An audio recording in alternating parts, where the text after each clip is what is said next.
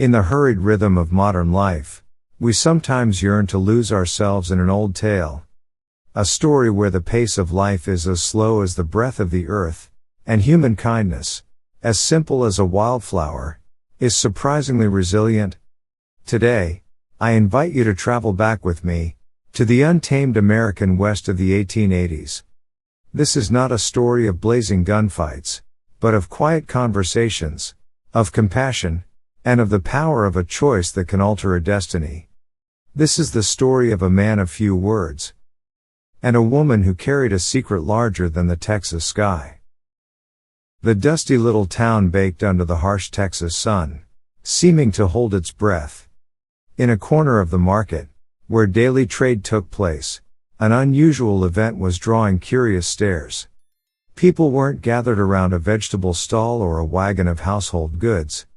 They were encircling a drunken man, and the young woman who stood beside him, silent as a shadow. Caleb, the owner of a modest ranch nestled humbly in the hills, stood at the edge of the crowd. He hadn't come to town to witness a crude, disguised auction of a human being. He was only there for a few bags of seed and a new coil of rope. But his gaze had unintentionally snagged on the girl. She was thin, her dark hair obscuring most of her downturned face. Her worn dress couldn't hide the trembling of her shoulders. But it wasn't pity that drew Caleb in. It was her extraordinary stillness. Amidst the vulgar sales pitch of her father and the whispers of the crowd, the girl was like the eye of a storm, perfectly motionless and silent. The father declared his daughter to be both mute and deaf, a burden he could no longer afford. A bargain for anyone who needed a helper who would never complain. Caleb looked deeper at the girl, and in the brief moment she glanced up, he didn't see the emptiness of someone who could not hear or speak. He saw a sharp intelligence, and a profound sorrow, expertly hidden. He didn't think for long.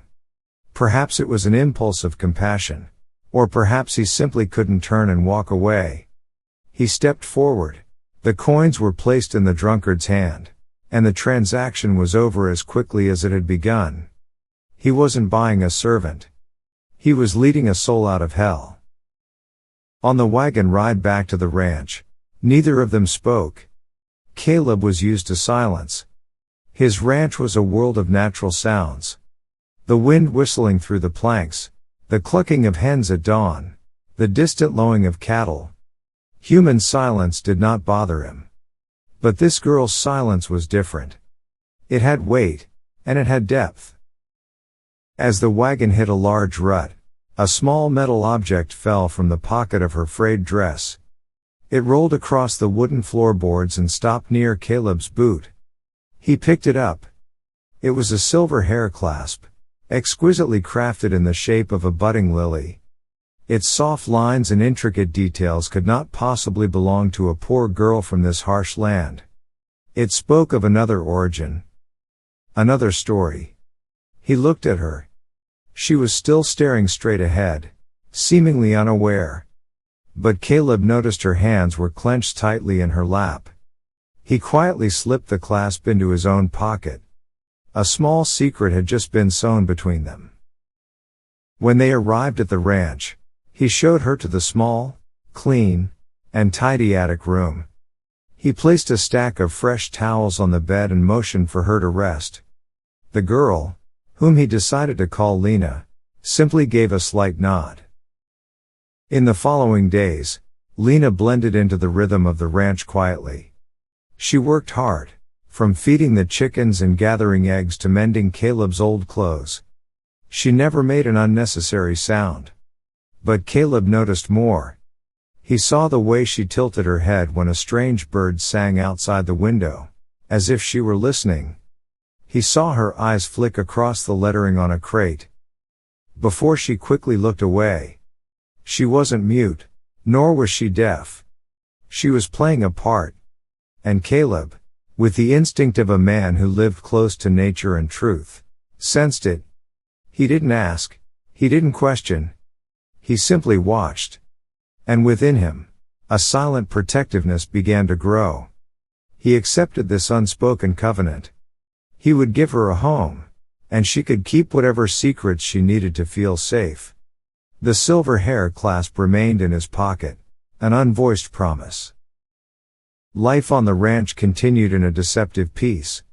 The silence between Caleb and Lena was no longer one of strangeness, but had slowly become a private language. They understood each other through small gestures, a shared glance. The way Caleb would place a cool glass of water beside her as she gardened under the sun, or how Lena would set a plate of warm biscuits on the table when Caleb returned, tired, from the fields. A fragile but genuine bond was being woven between two lonely souls. But that peace was soon disturbed by the arrival of a newcomer. Drive, Alistair Finch came to town from the east, bringing not only modern medicine but also a polished, educated manner that was starkly different from the rough-hewn men of the territory. He was young, handsome, and had a warm smile that could easily win anyone over. During a visit to Caleb's ranch to treat an injured horse, Alistair met Lena. To Caleb's astonishment, and a slight prickle of a needle in his chest, Alistair smiled and began to move his hands. He knew sign language. For the first time in months, Caleb saw Lena truly speak. Her fingers danced in the air, nimble and graceful, forming words that Caleb could not understand. A fleeting smile touched her lips, a real smile, not the gentle nod she always gave him. They talked about things from which Caleb was excluded. Books. The distant East. Things a simple farmer like him would never know. Caleb stood there, his large, calloused hands suddenly feeling useless. The silence he had once considered his strength, his safe space, now became an invisible wall separating him from Lena. A feeling of inadequacy and jealousy he had never known began to creep into his heart. That evening, he found a dusty old book on sign language in town. He tried to mimic the drawings, but his fingers, accustomed to holding a hammer and rope, were clumsy and stiff. He felt small and unworthy. Lena was caught in her own turmoil. She found a surprising comfort with Alistair. To be able to converse, to be fully understood, was a sensation she had long since lost. Alistair belonged to her old world, a world of learning and refined dialogue. But with Caleb, she felt something else, something deeper and more elemental. It was absolute safety. It was unspoken protection. He didn't need to understand her words to understand her. His gaze held no curiosity about her past, only acceptance of her present. She was torn between the comfort of being understood and the peace of being loved in silence. The ghost of her past did not leave her be for long. One day, a stranger appeared in town. His name was Silas Blackwood, a bounty hunter with cold eyes and a long scar on his cheek. He said little, observing quietly and discreetly, asking about a missing young woman from New Orleans, an educated, beautiful woman whose description matched Lena's with terrifying accuracy. Alistair happened to see Blackwood in the saloon. The color drained from his face. He rushed to Caleb's ranch. He met with Lena privately, and their sign language conversation this time was tense and urgent. Caleb, tormented by jealousy and insecurity, did something he had never done before. He spied on them. Hiding behind the barn, he couldn't understand their signs, but he saw the panic in Lena's eyes and Alistair's urgency. And then, in a moment of desperation, Lena grabbed a piece of charcoal and scribbled a few words on a wooden plank. "He's found me. What do I do, Alistair?" Caleb didn't need to know more. But fate would force him to know everything. As Alistair left, anger and misery clouded Caleb's judgment. He stepped out from his hiding place, not to confront Lena with anger, but with a pain that was even greater. He said nothing. He simply walked into the house and retrieved the silver hair clasp from his pocket. He placed it on the wooden table, right between them. The lamplight glinted off the silver object, making it shine like a teardrop. The clasp was a question. An accusation. And a brutal revelation. Lena looked at the clasp, then up at Caleb. Her entire charade had crumbled. In the eyes of the man who had given her shelter, she saw not just hurt, but also a profound confusion. The wall of silence they had built together had finally cracked. The storm hit that night, sudden and fierce, as if the sky itself was unleashing its pent-up fury. Wind howled through the cracks of the wooden house, and rain lashed against the windows like handfuls of gravel. Inside, the atmosphere was even more tense than the storm outside. Caleb and Lena sat in silence, the silver hair clasped still between them, a mute witness to the unveiled truth. Caleb felt a storm of emotions. He felt betrayed, but above all, hurt. The woman he had quietly come to love, the person he thought he understood through silence, was a complete stranger. A lady. Someone from a world he could never touch. He wasn't angry that she had lied. He was angry because the lie had created a chasm he didn't know how to cross. Suddenly, the frantic barking of the dog was drowned out by a violent crash at the door. It wasn't the knock of a traveler seeking shelter from the rain. It was the sound of a door being forced. Caleb shot to his feet, his protective instincts overriding all personal pain. He motioned for Lena to get back as he grabbed the hunting rifle from the wall. The door burst open. Silas Blackwood stood there, drenched and dangerous, his smile grotesque in the flashes of lightning. "I've come to take Lady Seraphina home," he snarled, his eyes fixed on Lena. This was the external climax, the fight for life and death. Caleb didn't hesitate. He fired a warning shot into the ceiling, but Blackwood was a seasoned predator. He lunged, and the struggle exploded in the small living room. Furniture toppled. The grunts of the two men merged with the roar of the storm. At that moment, another figure rushed in from the doorway. It was Alistair. He must have anticipated Blackwood's recklessness and returned. He wielded a heavy log and tried to help Caleb. An unlikely alliance was forged between the two men who loved the same woman. But Blackwood was too ruthless and strong. In the chaos, he grabbed a fireplace poker and brought it down hard on Caleb's shoulder. Caleb crumpled to the floor, the rifle skittering away. Blackwood pointed his gun at Alistair, then turned to Lena with a triumphant smirk. "The show's over, my lady." And in that instant, Lena's internal climax erupted. Everything inside her screamed. She had run, she had been silent, she had given up her identity to be safe. But now, seeing the man who had given her peace lying on the floor, bleeding for her, she realized that safety meant nothing without him. The fear of being captured was nothing compared to the fear of losing Caleb. In that fraction of a second, a decision was made. A choice between her old self and her new one. Between her own survival and the life of the man she loved. As Blackwood took a step toward her, a sound echoed in the room. A sound more startling than the thunder. "Stop." It was a voice. Clear, crisp, and full of authority. A voice that had not been used in a long time, but had lost none of its power. Silas Blackwood froze, turning. Alistair stared in amazement. And Caleb, through his pain, looked up, disbelieving his own ears. Lena stood tall, no longer looking afraid. Her eyes were blazing.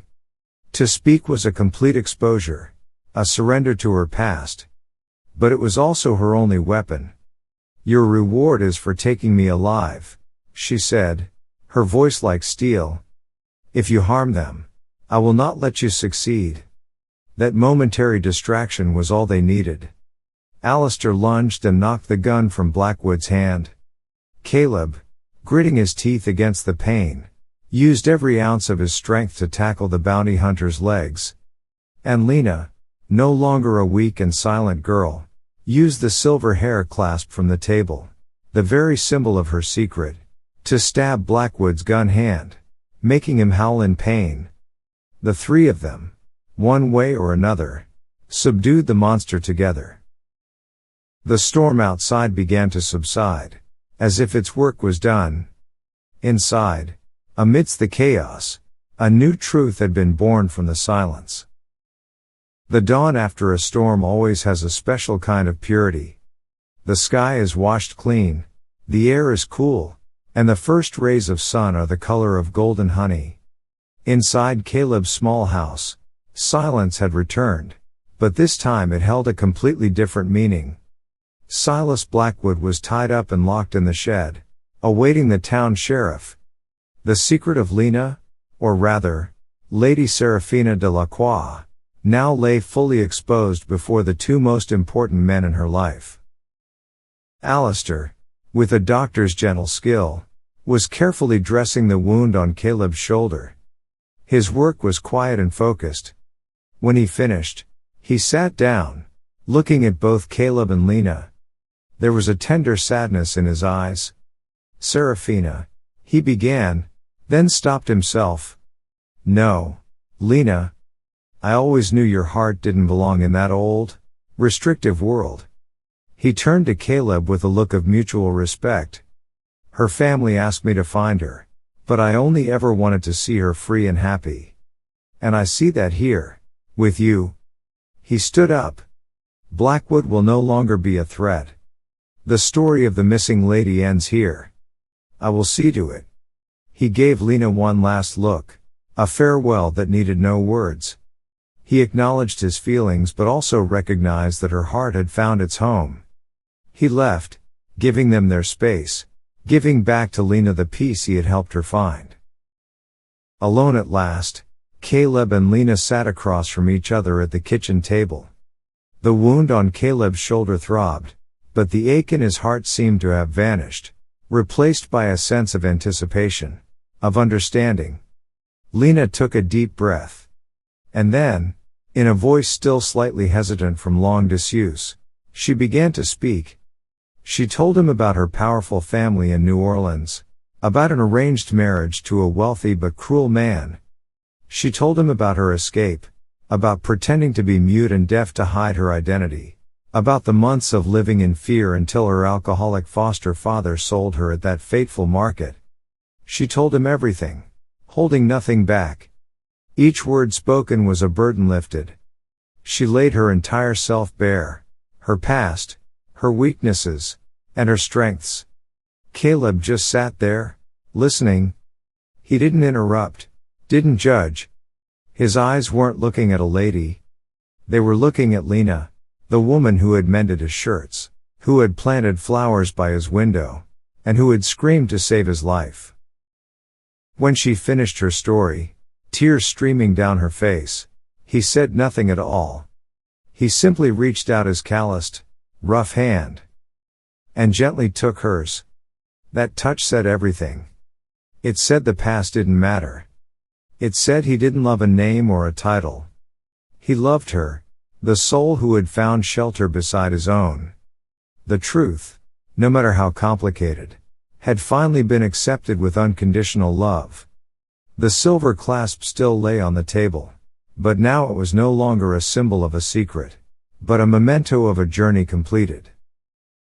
Autumn arrived, bringing cool breezes and turning the grassy fields to gold. Caleb's ranch was no longer steeped in solitary silence. Now, there was the sound of Lena's voice, sometimes her soft singing as she worked, sometimes their quiet conversation on the porch at dusk. But strangely, they still often chose silence. Not the silence of distance or secrets, but the silence of understanding. They had a language before they had words, and that language remained deeper and more intimate than any other.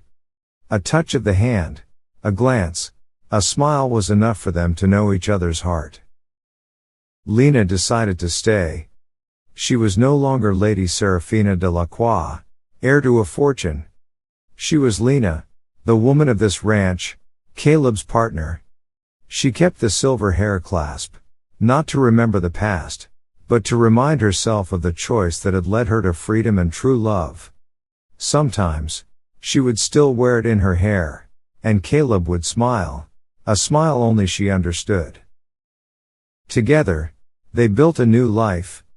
Caleb taught Lena how to ride, how to read the signs of the land and sky. Lena brought warmth and books into the house. She would read to him on long winter evenings by the fire, her voice a soothing stream, washing away the weariness of a long day. Their story didn't have a fairy tale ending with castles and crowns. It had a truer, more beautiful ending. It was the image of two people standing together, watching the sun set behind the hills. Their hands were intertwined, one calloused and the other soft, a perfect complement. They had faced injustice together, overcome secrets and fears. They had proven that family is not where you are born, but where you are sheltered and accepted without condition. Their love was not built on flowery words, but on quiet acts of sacrifice, on absolute trust, and on the courage to be oneself. Thank you for listening to the story of Caleb and Lena. Some of the most beautiful love songs are not written with words, but with a life lived. I hope this little story has brought you a measure of warmth, a little faith in kindness, and in the strength of the human heart. May your day be a peaceful one. And until we meet again in our next story.